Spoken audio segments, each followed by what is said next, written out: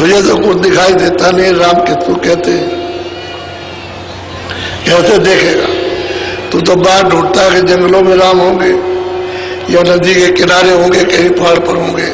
अरे भाई राम तो अंदर में, वो तेरे पास दरवाजा है तो तेरी आंख तो बंद हो गई, कोई महात्मा तो तुझको मिले नहीं।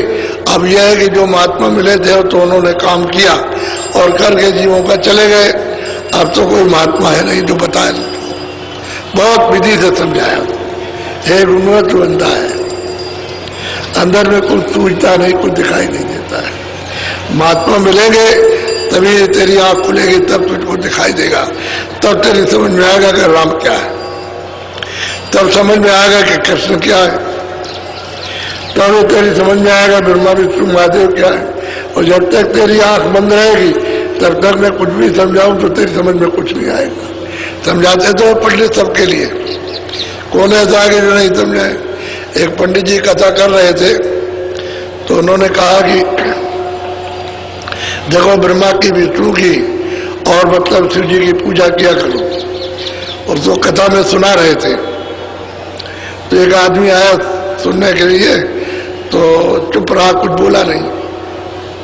जब उठ के पंडित जी चलने लगे तो आगे बढ़ के गया कि महाराज आपने ब्रह्मा को विष्णु को देखा है? कह लगे हमने तो नहीं देखा। तो फिर क्या सुना रहे हो? जब आपने देखा नहीं है तो आप क्या सुना रहे हो कि ब्रह्मा है विष्णु ऐसे हुए, उसकी पूजा करना, उसकी आराधना करना। तो कैसे आराधना करेंगे जब उसको आपने देखा ही नहीं? भाई देखने की आराधना होती है, देखने की सेवा होती है, और जिसको देखा नहीं उसके लिए क्या करें? तो पंडित चक्कर में पड़ गए कि बात तो सच्ची है, ये कह रहा है वो तो सच कह रहा, हमने तो देखा नहीं राम को भी राम कहते हैं। सुना है किताबों में लिखा है कि राम थे, राम आए थे। तो यही बात तो कहते हैं, अरे ब्रह्मा तूने कुछ देखा नहीं, तू आया तो जरूर स्थान पर। और कहते हैं कि हम कबीर पंथी, अरे कबीर ने तो ये नहीं लिखा कि तुम अंधे रहना, किसी के पास जाना जो तुम्हारी आंख खोले, और जब तुम राम को देखो तब तो कहोगे कि भाई राम है। तुमने देखा नहीं, वैसे राम का परिचय कैसे दे रहे? बड़े प्यार से उसको समझा रहे हैं, लेकिन वो भी जिज्ञासा में आया था, जानने के लिए आया था कि हमको भी कुछ मिल जाए। बोलो।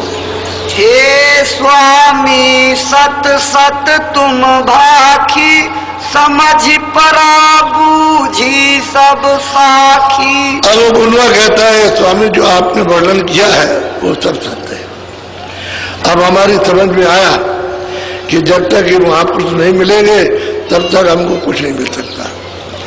आपने सच सच कहा, अब पता चला है कि हाँ है, कोई मिलेगा तभी आँख खुलेगी, नहीं मिलेगा तो नहीं खुलेगी। बोलो।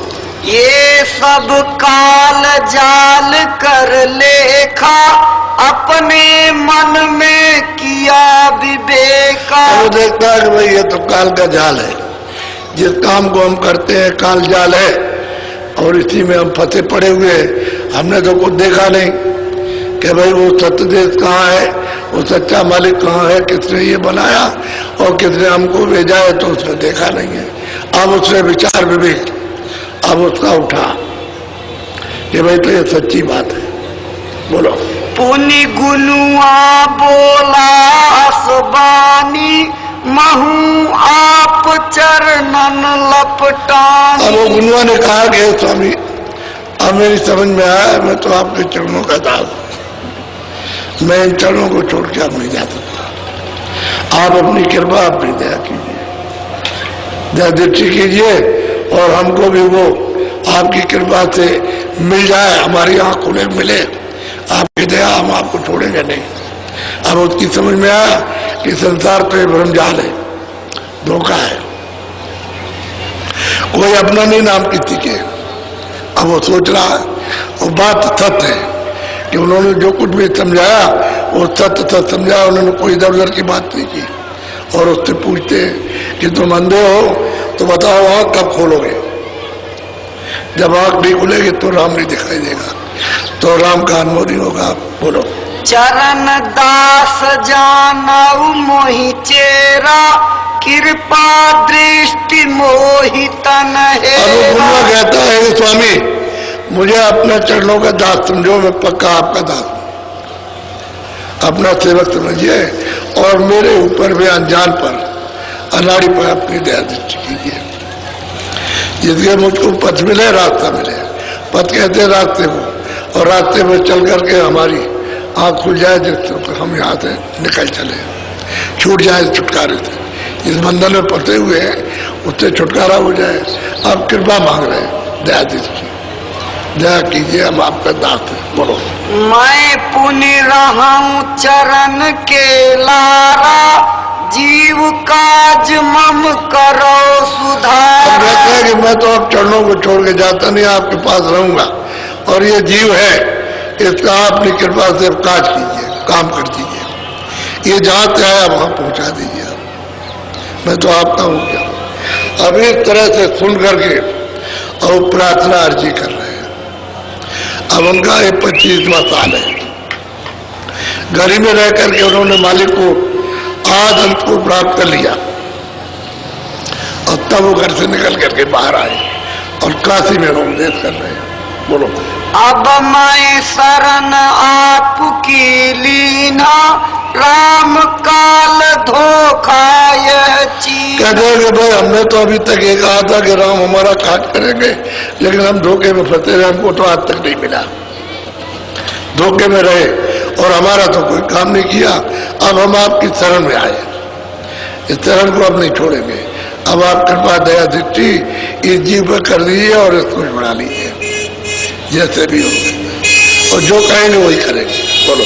अब स्वामी अस करी बखानो, हृदय की संगत पहचानो। अब स्वामी महाराज ने कहा कि थोड़ा सा हृदय के पास में जरा बैठा करो, क्या उसने किस तरह से रहन सहन बोल चाल उठना बैठना कैसे सीखा है, सब उसने सीख लिया।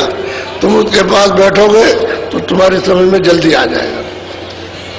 हृदय की थोड़ी संगत करो, बैठो उसके पास। अब वो समझा रहे, फिर हमारे पास आओ तो तुमको रास्ता मिल जाएगा। बोलो। निस दिन हृदय संग निहारो, हृदय से होई है निर्वार। कहते हैं हमेशा उसका संग करो और किसी का संग मत करो, उससे तुम्हारी जागृति हो जाएगी। वो बताएगा कि हमको किस तरह से कैसे मिला, हमने क्या सेवा की, रहन सहन कैसा, सुना कैसा है, कर्म कैसा करते रहे, वो सब बताएगा। उसी तरह का तुम अपने आप को बन जाओ, तुमको देर फिर नहीं लगेगी, तुम एकदम पक पका करके तैयार हो जाओगे। बोलो। मन को थिर कर बूझो बाता, मन थिर बिना न आवे हाथ। कहते भाई उससे पूछा हो भाई तुमने मन कैसे बस में किया, हृदय से पूछना कि मन को कैसे बस में किया, तो बताएगा भाई ऐसे मन में बस में होगा, और बिना कुछ मिले हुए मन बस में होगा नहीं। उसको जब मिला तो उसका मन बस में हो गया, और मन को बस में करके सूरत का साथ दे गया, ऊपर जो रास्ता बताया उसको पकड़ के चले।